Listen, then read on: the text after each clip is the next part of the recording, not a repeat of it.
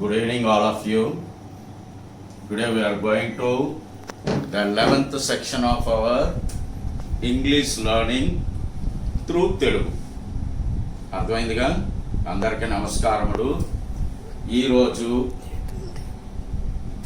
తెలుగు ద్వారా ఆంగ్లం నేర్చుకోవడం 11వ తరగతి క్లాస్ ఇది. అందరూ శ్రద్ధగా వినండి. మరి నిన్న మనం ఏం నేర్చుకున్నామంటే వాక్యములోని రకములు మొదలుపెట్టాను. 5 రకములైనటువంటి వాక్యాలు ఏమేమి గుర్తుందిగా? మొదటిది assertive sentence or simple sentence or declarative sentence or various affirmative sentence. బాగా గుర్తుపెట్టుకోవాల్సింది assertive sentence, simple sentence, affirmative sentence or declarative sentence. ఈ 4 ఒక్కటే. దీనికి డెఫినేషన్ ఏంటంటే a sentence that makes a statement or gives information is called an assertive sentence or a simple sentence. ఏదైతే ఒక వాక్యము విగ్రహ వాక్యమై ఉంటుందో, అంటే ఏదో ఒక విషయాన్ని చెప్పడమో ఏదో ఒక సమాచారాన్ని తెలియచేయడమై ఉంటుందో దాన్ని మనం సాధారణ వాక్యము అంటాం, అనగా సింపుల్ సెంటెన్స్. ఇప్పుడున్న లేటెస్ట్ గ్రామర్లో చెప్పాలంటే ఇక్కడ సాధారణ వాక్యం అంటే there is no question, there is no order, there is no exclamation, just an information. నిన్న చెప్పుకున్నాను, దీనికి ఫుల్ స్టాప్తో ముగిస్తే దాన్ని మనం ఏం చెప్తామంటే it is called a simple sentence or assertive sentence. ఉదాహరణలు కూడా చూసుకున్నాం కదా. I'm busy, he is on the way, my father is sleeping, my mother is in the kitchen, my sisters are dancing. ఇవన్నీ కూడా it is called assertive sentence లేదా simple sentence. ఇకపోతే ఈరోజు రెండవది మూడవది విశ్లేషించుకుందాం. ఇది చాలా జాగ్రత్తగా చూసుకోవాలి. 5 రకాలైన వాక్యాలలో ఈ 2 అతి ముఖ్యమైనవి. అనగా ఒక కోవకు చెందింది ఇంటరాగేటివ్ సెంటెన్స్. ఈ ఇంటరాగేటివ్ సెంటెన్స్లో బాగా గుర్తుపెట్టుకోండి, అందరికీ అర్థం అవ్వాలని చాలా సులువుగా తెలుసుకోవడానికి దీన్ని 2గా చీల్చాం. అంటే మొదటిది ఎస్ఆర్ నో టైప్ సెంటెన్స్, రెండవది WH టైప్ సెంటెన్స్. దానికి ముందు ఈ 2 భాగాల్ని ఎందుకు విడదీయాలి అన్న విశ్లేషణకు వస్తే మొదటి గుర్తుపెట్టుకోండి, interrogative WH type of sentence. దీనికి అర్థం ఏంటంటే interrogative means makes a question. ఏదైతే ఒక ప్రశ్నను సూచించుచున్నదో దానిని మనం ఏం చెప్తామంటే ఇంటరాగేటివ్. ఇందులో మొదటి రకం WH టైప్. దీనికి definition A question that starts with an interrogative pronoun such as who, why, what, when, which, where, whose, whom, to whom, by whom, on whom, from whom, with whom. Next, for whom, how, how much, how many, how far, how long. ఈ మొత్తం 18 ఉంటుంది. బాగా గుర్తుపెట్టుకోండి. who, why, when, what, whom, where, which, whose, how, how much, how long, how far, how many, to whom, by whom, on whom, for whom, from whom, with whom. వీటితో మొదలైతే ఒక ప్రశ్న. ఈ 18ని మనం ఏం చెప్తామంటే ఇంటరాగేటివ్ ప్రొనౌన్స్. వీటితో కానీ మొదలైతే దానిని మనం WH టైప్ ఆఫ్ క్వశ్చన్ అంటాం. ఇప్పుడు ఉదాహరణ చూడండి, who are you, why are you going there, where is your house, how is your father, with whom do you go to temple, for whom are you waiting here. ఇవన్నీ మొదటిదై ఉండాలి. దీన్ని ఏం చెప్తామంటే WH టైప్ ఆఫ్ ఇంటరాగేటివ్. మరి రెండవ దానికి వస్తే a question which starts with auxiliary verb. బాగా గుర్తుపెట్టుకోండి, a question which starts with auxiliary verb such as am, is, or, was, were, shall, will, should, would, could, can, may, do, does, did, have, has, had. మరొక్క మారు am, is, or, was, were, shall, will, should, would, could, can, may, do, does, did, have, has, had వీటితో కానీ మొదలైతే దీన్ని interrogative yes or no type question అంటాం. For example, are you ready? Do you know Telugu? Am I your friend? Are they busy? Are you going to marriage? Can you drive this car? May I come in? ఇవన్నీ కూడా interrogative yes or no type question. ఇప్పుడు ఈ రెండింటిని ఎందుకు విడదీశాము ఇంటరాగేటివ్లో? అది ఒక్కటే. మీకు ఏ grammar book తీసుకున్నా, లేదు మీరు ఎక్కడ ఏ విధమైనటువంటి తరగతులకు వెళ్ళున్నా బాగా గుర్తుపెట్టుకోవాల్సిన అంశం చాలా అతి ముఖ్యమైనది. వాక్యాలు 4 అని చెప్తారు. Simple sentence, interrogative sentence, imperative sentence, exclamatory అని చెబుతారు.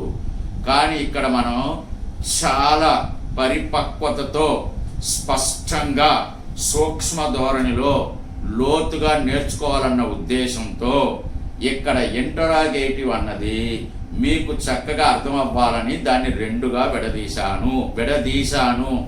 పుస్తకాల్లో ఒక్కటే ఉంటుంది ఇంటరాగేటివ్ అని, బాగా గుర్తుంచుకోవాల్సింది. ఇంటరాగేటివ్లో ఒకటి WH టైప్, ఇంకొకటి SR నో టైప్. ఇది ఎందుకు విడదీశాము? మీకెందుకు సార్ అంత బాధ? అలాగే చెప్పొచ్చు కదా మిగతా వాళ్ళలాగా అనుకుంటే. దీనికి 3 కారణాలకి విడదీశాను, బాగా గుర్తుపెట్టుకోవాల్సింది. ఆ 3 కారణాలు ఏంటంటే, 1 ఈజ్ గ్రామాటికల్ డిఫరెన్స్, ఇక 2వది పోతే లాజికల్ డిఫరెన్స్, 3వది సైకలాజికల్ డిఫరెన్స్. చాలా శ్రద్ధగా వినాలి, ఈరోజు టాపిక్ అతి ముఖ్యమైనది. ఫస్ట్ గ్రామాటికల్ డిఫరెన్స్ అన్నాం. నేను చెప్పింది ఇంటరాగేటివ్కే, బాగా గుర్తుపెట్టుకోండి. గ్రామాటికల్ డిఫరెన్స్ మొదటిది ఏంటంటే, ఎప్పుడైతే interrogative WH type of question అడుగుతారో, the questioner does not know the answer but answer is only 1. చాలా శ్రద్ధగా గమనించండి. The questioner does not know the answer but the answer is 1. ప్రశ్నించిన వాడికి జవాబు తెలియదు, కానీ జవాబు ఒక్కటే ఉంటుంది. ఉదాహరణకి, హౌ ఆర్ యూ అని అడిగారు అనుకోండి, ఐఎమ్ ఫైన్. చెప్పిన తర్వాత కానీ ఆన్సర్ తెలియదు, చెప్పకముందు గ్రహించలేము. అదేలాగా వాట్స్ యువర్ నేమ్, అక్కడ my name is Ramarao or Gopalarao అని చెప్పరు. వాట్ ఈజ్ యువర్ నేమ్ అని అడిగిన వాడికి తెలియదు, కానీ ఆన్సర్ ఒక్కటే ఉంటుంది. ఇది WH టైప్. మరి SR నో టైప్కి వచ్చినప్పుడు ఏమొస్తుందంటే, డూ యూ వాంట్ కాఫీ అని మనం ప్రశ్నిస్తే, ప్రశ్నించిన వాడికి he knows the answer but gives the choice. బాగా గుర్తుపెట్టుకోండి. Do you want coffee? అప్పుడు ఆన్సర్ ఏం చెప్తారు? Yes I want coffee. లేదనుకోండి, no I don't want coffee. అది ఎలాగ, ఆర్ యూ రెడీ? మనకి ఈజీగా తెలుసు ఆన్సర్. ఒకటి ఎస్ ఐ ఆమ్ రెడీ, లేదనుకోండి నో ఐఎమ్ నాట్ రెడీ. ఈ రెండిట్లో ఏదో ఒకటి చెప్తారు. అదేలాగా, are you going to office? Yes I'm going to office. లేదనుకోండి no I'm not going to office. అందుకే దీన్ని SR నో టైప్. మొదటి దానికి అడిగిన వాడికి జవాబు తెలియదు, కానీ జవాబు ఒక్కటే ఉంటుంది. కానీ రెండోది SR నో టైప్కి అడిగిన వాడికి జవాబుని గ్రహించగలడు, రెండిట్లో ఏదో ఒకటి ఉంటుంది.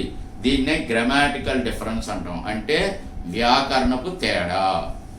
మరి రెండోది లాజికల్ డిఫరెన్స్, అంటే తత్వం.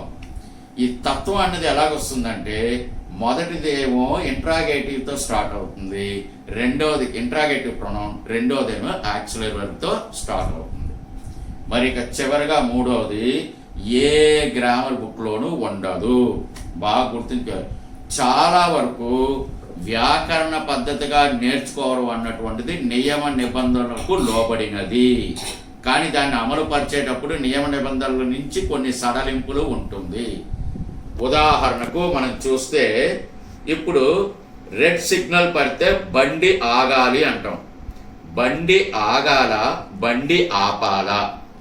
బండి ఆగాలన్నది రూల్, బండి ఆపాలన్నదే ప్రాక్టికల్. అంతేకాని బండికి తెలియదు తను ఆగాలని. రెడ్ పడితే మనం ఆపాలి. అలాగే ఇక్కడ దీన్ని తీసుకొచ్చేటప్పుడు ఏ విధంగా ఇక్కడ మనకి సైకలాజికల్ అన్నది ఇప్పుడు ఆలోచిద్దాం. ఇప్పుడు ఇద్దరు స్నేహితులు దారిలో వస్తూ ఉన్నారు. ఎదురుగా ఒక స్నేహితుడు కలిశాడు. ఏంటి ఎక్కడికి వెళ్తున్నావు, రా ఏమన్నా తీసుకుందని పక్కన ఒక పార్లర్కో హోటల్కో పిలిచాడు. వెళ్ళిన తర్వాత మన ఇండియన్ స్టైల్ ఒకటి ఉంది, ఎవడు పిలిచాడో వాడే ఆఫర్ తీయాలి. మరి అది ఏం పద్ధతో నాకు తెలీదు. అప్పుడు వీడు అడుగుతాడు, yes what do you want or what do you take. హోటల్లోకి వెళ్ళిన తర్వాత పిలిచిన ఫ్రెండ్ ఎవరైతే వచ్చాడో ఆహ్వానింపబడిన వాడిని వీడు అడుగుతాడు, వాట్ డూ యూ వాంట్ లేదా వాట్ డూ యూ టేక్, ఏం తీసుకుంటావు లేక నీకేం కావాలి. బాగా అబ్జర్వ్ చేయండి, ఎప్పుడైతే నీకేం కావాలి అని అడిగితే అక్కడ క్వశ్చన్ ఏమడిగారు, ఇక్కడ what do you want or what do you take. ఇదేం క్వశ్చన్ అంటే interrogative WH type of question, అనగా ఇంటరాగేటివ్ ప్రోనౌన్తో మొదలయ్యింది. అంటే వీడికి ఆన్సర్ తెలియదు, వాడు జవాబు చెప్తే కానీ వీడికి తెలియదు. అప్పుడు he wants whatever he likes, coffee కావాలనో టిఫిన్ కావాలనో లేక ఇతరత్ర ఏం జ్యూస్ కావాలనో చాయిస్ అతనికి. ఇక్కడ whatever he wants this person is ready to offer. వాడు ఏమడిగినా వీడు అందించడానికి తయారై ఉండాలి. మరి అదే రెండో క్వశ్చన్ చూడండి, do you want coffee or tea. ఇదేంటి, ఇంటరాగేటివ్లో ఎస్ఆర్ ఉంటాయి. Do you want coffee or tea, నీకు కాఫీ కావాలా టీ కావాలా అంటే ఇక్కడ అర్థం ఏంటంటే ఇప్పించేది ఆఫర్ చేసేది ఇతనే, కానీ చాయిస్ లో ఛాన్స్ ఇతను పెట్టుకున్నాడు. అంటే టీయా కాఫీయా. ఎప్పుడైతే టీయా కాఫీయా అని ఇతను అడిగాడో అక్కడ టిఫిన్కి ఆస్కారం లేదు. కారణం తన స్తోమత ఎంత ఇప్పించాలని ఉందో దాన్ని మాత్రమే ముందు పెట్టాడు. మీకు అదే వాట్ డూ యూ వాంట్ అంటే ఇక్కడ స్తోమతతో పని లేదు, అక్కడ చాయిస్తోనే పని. అందుకే మొట్టమొదట WH టైప్ ఆఫ్ క్వశ్చన్ అడిగేటప్పుడు స్వతంత్రత ఎదుటి వ్యక్తిలో ఉంది. కానీ yes or no type question do you want tea or coffee అన్నప్పుడు స్వతంత్రత పరిమితమై ఉంది. అందుకే దీన్ని ఇంగ్లీష్లో చక్కగా ఒక వాక్యం ఉంది, the clever husband never ask her wife what do you want in a textile showroom. అర్థమై ఉంటుంది అనుకుంటాను. భార్యని షాపింగ్ తీసుకెళ్ళి వాట్ డూ యూ వాంట్ అని అడిగితే అంతటి తెలివి తక్కువ హస్బెండ్ ఉండడు. Do you want this one or that one అని అంటాడు. ఎందుకంటే వాట్ డూ యూ వాంట్ అన్నాం అనుకోండి, భార్య వెంటనే I want whole shopping mall అంటుంది, అయిపోతాడు అక్కడ. మరి ఇది చక్కగా మీకు అర్థమై ఉంటుంది. జాగ్రత్తగా దీన్ని 2-3 సార్లు మీరు వింటే ఈ ఇంట్రాగేటివ్లో WH టైప్ ఏంటి, ఎస్ఆర్ నో టైప్ ఏంటి అనేది చాలా స్పష్టంగా అర్థమవుతుంది అని నా ఊహ. అది ఎంతవరకు అన్నది జాగ్రత్తగా మీరు పరిశీలించుకోండి. ఈనాటితో ఇది ముగిద్దాము, తక్కినవి రేపటి వాటిలో చూద్దాం. మరి సెలవు తీసుకున్న అందరూ ఇంట్లోనే ఉంటారు కాబట్టి చక్కగా వీటిని చూసి అందరూ కూడా దీన్ని మంచి డిస్కషన్, సంప్రదింపులు, చర్చలతో దీన్ని చూసుకుంటే ఒకరి యొక్క భావం ఇంకొకరు కూడా అర్థమవుతుంది. ఆయుష్మాన్ భవ, సర్వే జనా సుఖినో భవంతు. ఇక రేపు కలుద్దాం. మీ కరుణశ్రీ. నా ఫోన్ నెంబర్ మీకు స్క్రీన్ మీద కనిపిస్తుంది. థ్యాంక్ యూ, నమస్తే. మీకు ఈ తరగతి నచ్చినట్లయితే ఈ విధానము ఇవన్నీ బాగా నేర్చుకుని ఈరోజు చెప్పిన ఇంట్రాగేటివ్ ప్రొనౌన్స్ 18 మీరు ప్రాక్టీస్ చేసి కొచ్చిన్లో మొదటి పదం నేర్చుకుని ఉన్నారు కాబట్టి క్వశ్చన్స్ వేయడం స్టార్ట్ చేయొచ్చని నేను అనుకుంటున్నాను. మీకు ఈ తరగతి నచ్చినట్లయితే లైక్ చేయండి, సబ్స్క్రైబ్ చేయండి, SMS చేయండి, షేర్ చేయండి. Thank you.